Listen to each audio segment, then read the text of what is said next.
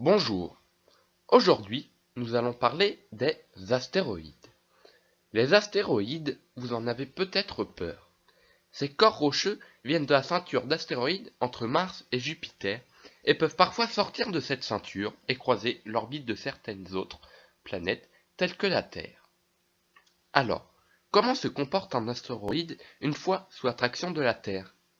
Il faut tout d'abord comprendre le phénomène de gravitation universelle. On a donc la formule G qui représente la constance de gravitation universelle que l'on multiplie par la masse de l'objet A et celle de l'objet B, le tout divisé par la distance au carré.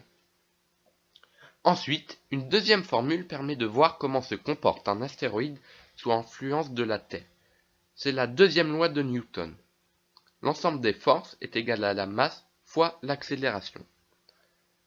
On arrive ensuite, à partir de ces deux formules, à simuler la trajectoire d'un astéroïde à partir de ces deux formules. Si on prend une vitesse de 500 mètres par seconde, la trajectoire de l'astéroïde va prendre cette forme. Il sera très attiré par la Terre, puis s'en éloignera.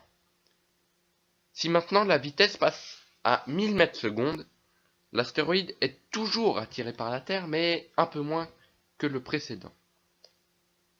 Quand la vitesse est à 1500 mètres secondes, on se rend compte que le corps rocheux est sous l'influence de la Terre uniquement au début et ne subit vite plus son attraction.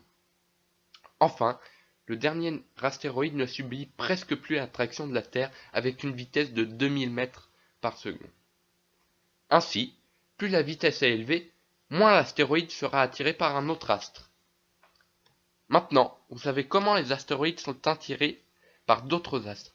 Si vous souhaitez en apprendre plus sur les conséquences des impacts, vous pouvez retrouver un article sur notre site.